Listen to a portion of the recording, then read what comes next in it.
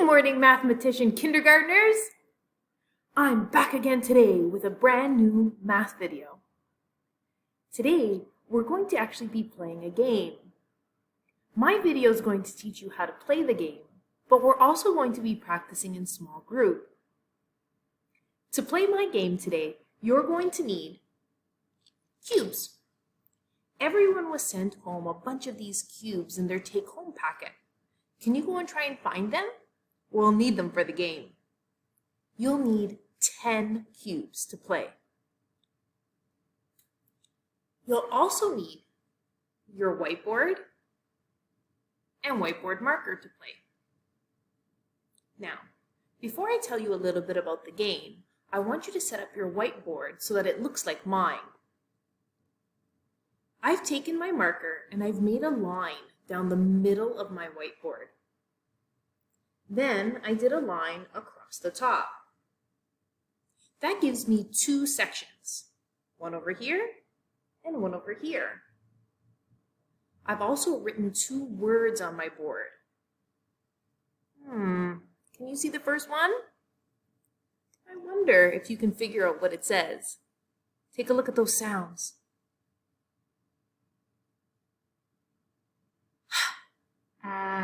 D. Hand. Write the word hand in the first box. Next, we're going to move into the second box, and we're going to write this word. Can you read it? Let's try with our sounds. Ready? B, A, and CK together says K. It's a two-letter K sound. B, A, K. Back! It's our back. I have the word hand and back on my board. Set up your board so it looks like this too.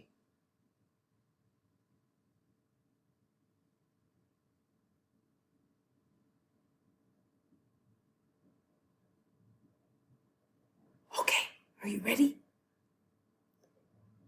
The first thing that we have to do to play our game is to make a stick of 10 cubes. This game is a guessing game. You play it with a partner.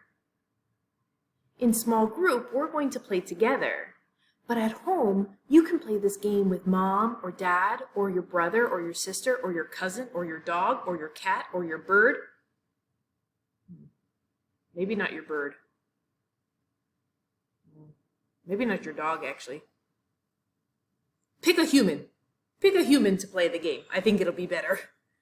So, you have your 10 cubes, and you're going to hide them behind your back.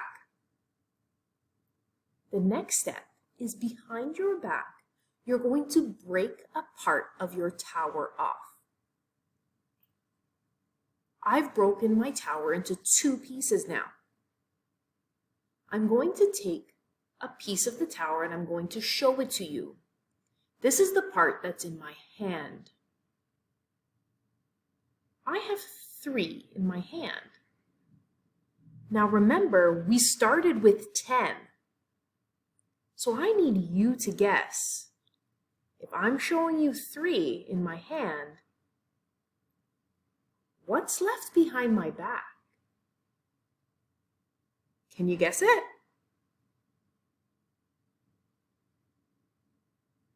7! That's right! If we started with 10 and I'm showing you 3, it means that there must be 7 behind my back. If your partner guessed right, awesome. If they didn't, no worries. It's their turn next. Now remember our whiteboard. We started with 2 columns, one that says hand and one that says back. I showed you guys 3 cubes in my hand. And there were 7 behind my back. That means that 3 and 7 make 10. We found a combination for how to get 10. Should we play one more round? Sure. Okay. I think I'm going to make it even tougher this time. I take my cubes and I make my tower of 10. And now I'm going to hide it behind my back. I'm going to break off a chunk.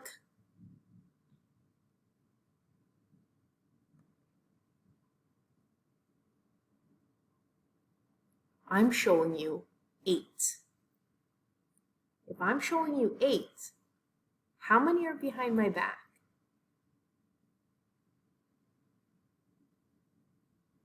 Did you guess? 2!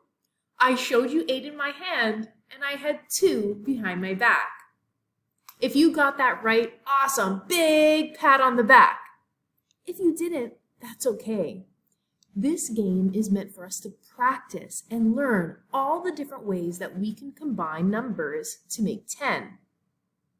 Let's not forget to record our answer onto our whiteboard. I showed you 2 in my hand, and I had 8. Oh, whoops! I showed you 8 in my hand, and 2 of them were behind my back. We found a new combination. 7 and 3 make 10. 2 and 8 make 10 too. You can play this so many times and try to figure out all the different ways that we can make 10.